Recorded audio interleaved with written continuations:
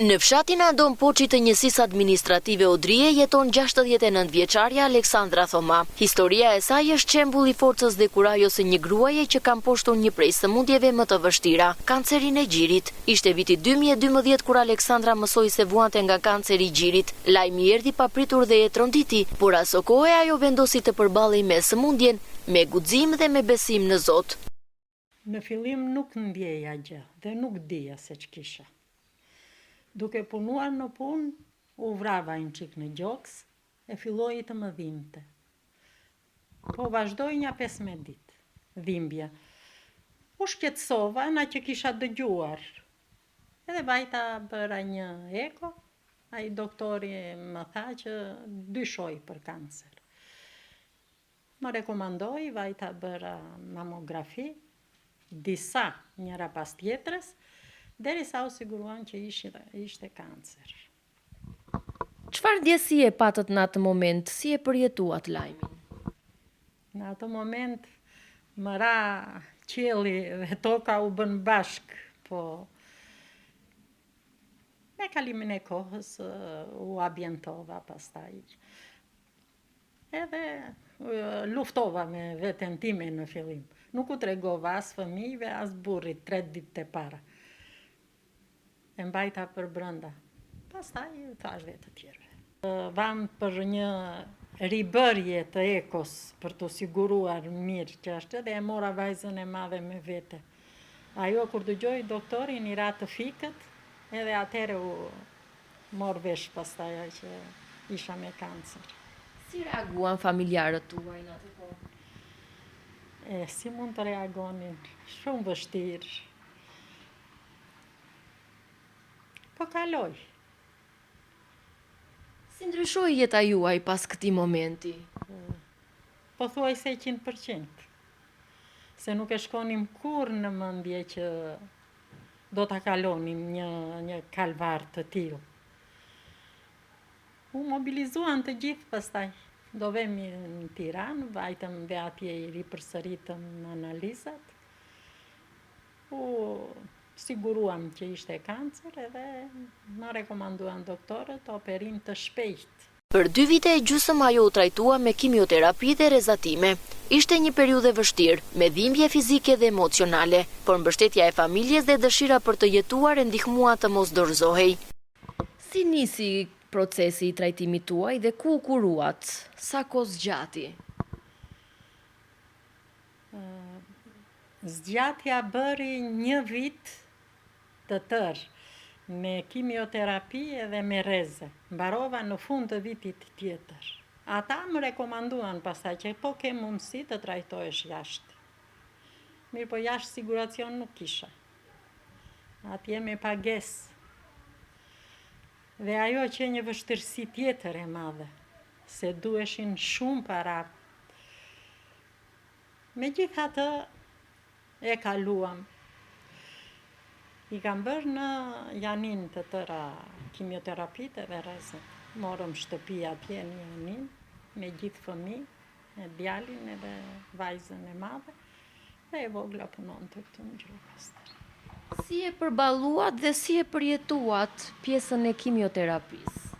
Është shumë e vështirë. Është shumë e vështirë. Për ata që i zë ky hall, u aqaj hallin. Se bëhesha keq. 3 ditë e para nuk doja as të hapja sytë, as të flisja, as të haja, as të pija. Pastaj, javë e parë që e vështirë. Mua më binin dhe shumë ruazat e bardha. Edhe isha e detyruar për të bërë kimioterapin tjetër, do bëja 3 gjelpëra të tjera në krah, që dhe ato ishin të shtrenjtë. Dhe pastaj të veja që të ngreja ruazat e kuqe që të veja të bëja, se s'ma bënte doktori kimioterapin, po i kisha të ulta. E kështu vazhdova 7 seanca të tjera pastaj. Nuk i bëja dot në 21 ditë që duheshin bërë. Mezi e harria që t'i bëja në 28, që duheshin brenda 28 ditë që të bëja. Pastaj bëra 2 muaj pushim dhe vazhdova 4 muaj rezet. Atje prapë. Përveç pjesës së familjarëve që na thoni se kishit ndihmën tuaj, po për pjesën e institucioneve shëndetësore gjatë asaj kohe, kishit mbështetje? Jo, asnjë. Asnjë. As për të thënë dale si vete, doktorët të paktën që ishin familjarë dhe që dinin edhe që bënin, jo të tjerë. Jo. Megjithatë e përballuam. Ajo që një vështirësi, tani na duket si ëndër. Cilat ishin momentet më të vështira që sot kujtoni nga ajo kohë? Vetëm kimioterapin kujtoj herënd. Pastaj të tjerat, edhe nga ana financiare, edhe nga dashuria, edhe nga njerëzit, jo, nuk kujtoj gjërat. Momenti më i vështirë ishte kur më ranë flokët që 13 ditë pas kimioterapisë së parë. Edhe mua më gjetën të papregatitur, se thash do rrallohen, po jo të bien të gjitha komplet.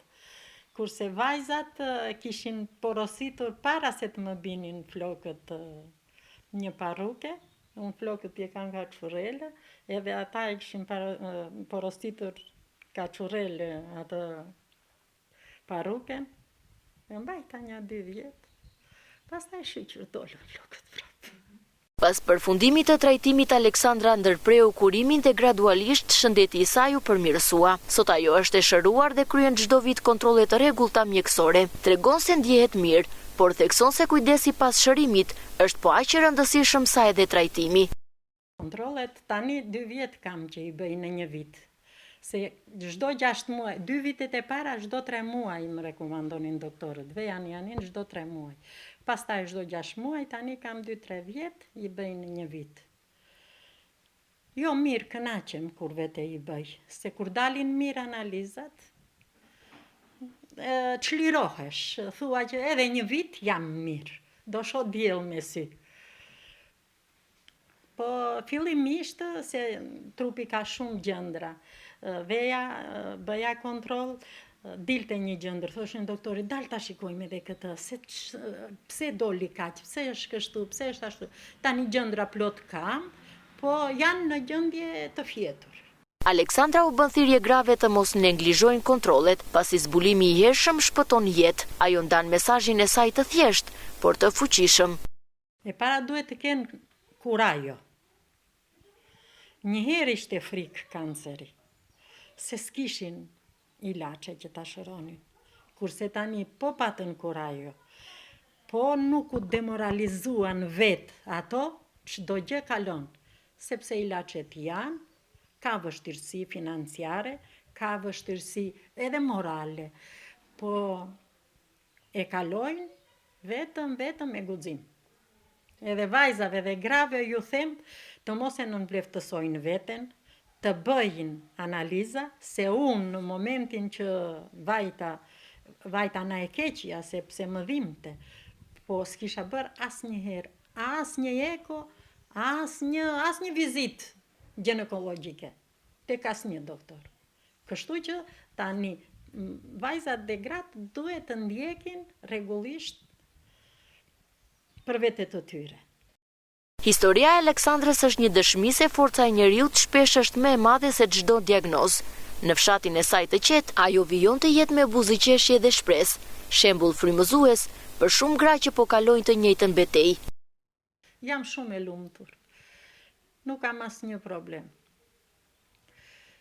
Edhe e kënaqur jam, edhe nga fëmijët e kënaqur jam me zonja dhe të punoj, edhe të bëj çdo lloj pune. Nuk e ndjej se kam qenë një herë aq sëmur, sa që me zingrihesha në këmbët e mia. Guximi është mbi të gjitha, vullneti. A keni probleme shëndetësore që vazhdojnë ende nga trajtimi i dikurshëm? E të lë ca pasoja.